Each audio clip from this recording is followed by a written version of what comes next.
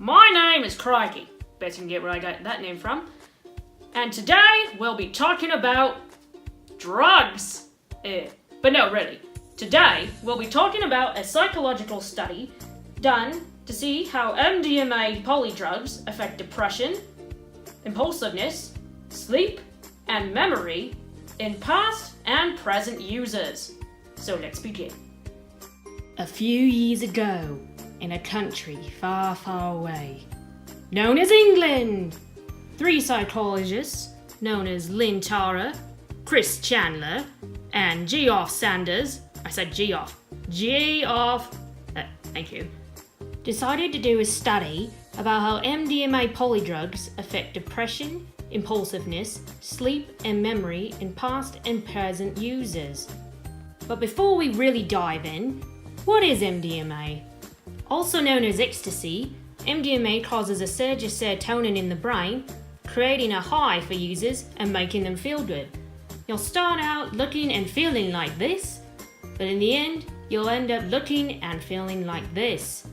Star Wars makes so much sense now. And for those of you who don't know who polydrug users are, they're people who use more than one drug. The experiment consisted of 997 participants that were selected between 2002 and 2007 using various methods such as a newspaper ad and a web page. Once written informed consent was signed and they were admitted to testing, participants were split into 6 different groups. Those who had never used recreational drugs, which is our control group, those who had used either alcohol and/or nicotine, those who had used cannabis with or without alcohol and/or nicotine, polydrug users with amphetamine, cocaine, heroin, or ketamine but not ecstasy, present ecstasy polydrug users who used ecstasy within the last 6 months, and past ecstasy polydrug users who abstained from ecstasy for 4 years or more. Once split into their groups, all the participants completed a drug history questionnaire and then took part in 4 different kinds of tests. All these tests together took participants an average of 2 hours to complete. But after 4 years of research, the experiment came to a close, and the researchers discovered that those who used MDMA polydrugs had the biggest differences in scores. Even though the experiment did have its successes, there were a few limitations in the experiment that could have skewed the results. It's very hard to get something that is 100% ecstasy, meaning that the majority of doses have been cut and mixed with other drugs. The methods used to test each group on the different categories also comes into question. Each method was a self-report questionnaire or survey.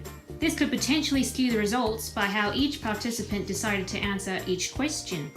After doing 4 years of the same test that took an average of 2 hours to complete with no pay benefits, it may be possible that some of the participants just made random answers to the questions out of pure boredom, tiredness, or irritation. Another limitation on the study was each of the different experimental groups. For a study that's primarily focusing on polydrug use with ecstasy, with past and present users, there isn't a clear reason as to why there are other experimental groups. This experiment is one of the largest studies and one of the few of its kind. There are many things that can be proved upon, and many more things that can be added to the study and the effects of polydrugs with ecstasy.